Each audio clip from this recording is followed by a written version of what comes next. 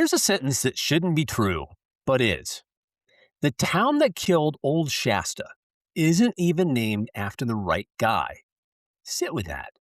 A place got erased, brick by brick, mule train by mule train, and the winner didn't even get its own name straight.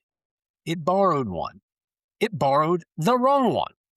And nobody's fixed it in 150 years because the railroad won a lawsuit in 1880, and railroads don't lose those, ever, on principle. That's not folklore. That's public record. This is Drive-Thru Towns. I'm your host, Andrew Wilcox.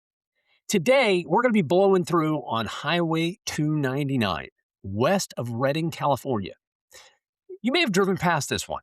Everybody has. We stopped in Redding for a night. It was wonderful. But it's a row of roofless brick buildings behind a wooden fence. And if you're doing 65 or 75 or 85, it registers as scenery. Old rocks, arranged nicely. But tap on the brakes a little bit. From the road, Old Shasta reads like a movie set nobody struck. Brick facades with black iron shutters, hanging crooked like a house in mid-blink, a courthouse, a cemetery on a hill, grass growing up through what used to be a floor. The average driver clocks it for about 4 seconds and files it under, that's quaint, which is a tragedy, honestly, because quaint is what you call a war after everyone involved is dead. So let's build it back up. 1849. Gold is dropping out of the hills like the earth had a bad night. A trapper and a soldier named Pierson B. Redding had already staked a claim on this valley back in 44, before the rush, before the map even had names on it up here. His camp gets called Redding's Springs. Simple, direct. A man puts his name on a creek. By 1850, the miners rename it Shasta, and Shasta explodes. 3,500 people at its peak. Second county seat in the state. The self-appointed and locally undisputed Queen City of the Northern Mines. Weekly gold shipments worth hundreds of thousands of dollars rolling south. 100 mule trains a night. A night! Stopping through because every ounce of gold and every ounce of whiskey heading into the wilderness has to pass through this one street first. Then the town burns, twice, in 1852 and 1853. Wood frame, oil lamps, you do the math. And here's where Shasta gets interesting instead of just historical. They rebuild in brick, and they bolt iron shutters over every window and door. Actual iron. A fireproofing system engineered by people who just watched their whole town go up twice and decided never again with their own hands. That's the brick you see from the highway. That's the ironwork still hanging. It's rusted. 170 years later. It was built to survive fire, and we'll come back to that. Meanwhile, the street's got a jail, and the jail's got a poet in it, Joaquin Miller.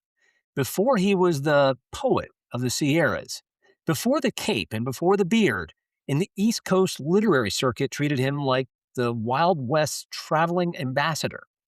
Miller was just a young man in Shasta, accused of horse theft. By his own account, later dressed up into a book, he broke out of jail with help from his Native American wife. Now, whether every detail survived the retelling intact is anyone's guess. The man built a career on myth-making, his own included. But the bones of it are documented enough that the Shasta Historical Society still reenacts the jailbreak every year. A poet learns to escape a cell in a dying gold town and spends the rest of his life escaping into better versions of the story. That's Shasta at its height, a bottleneck town. Everything funneled through it, which, if you know anything about geography, is exactly the kind of town a railroad can kill in a single afternoon. 1872, Central Pacific Railroad is pushing its line north. and they need a terminus. Shasta's sitting right there. It's the obvious hub. 3 decades of infrastructure already built. They pick somewhere else, 6 miles east, a patch of land the gold rush miners themselves had already dismissed and nicknamed. I promise I'm not embellishing this. Poverty Flats. It's bad ground. Nobody struck it rich there. It was the joke, not the destination. The railroad bought Poverty Flats anyway, because a train doesn't care about your street's reputation. It cares about grade and river access. And the second those tracks landed, the joke became the capital. Businesses packed up.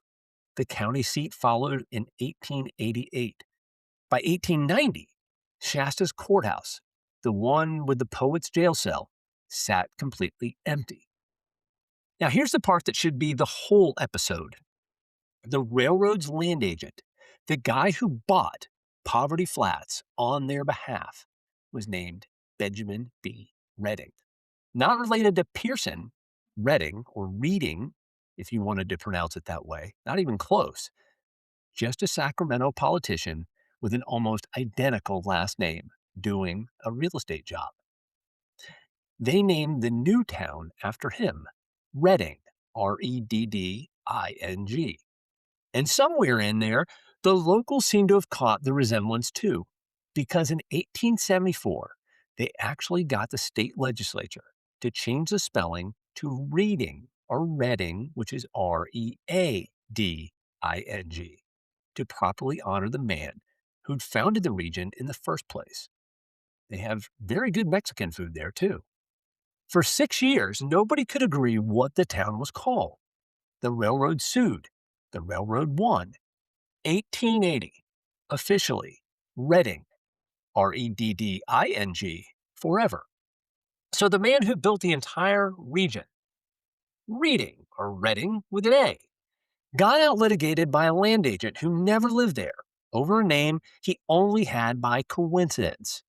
That's not a typo. That's an eviction with a court stamp on it. Fast forward, July 2018. The Carr Fire tears through Shasta County, one of the worst California had ever seen.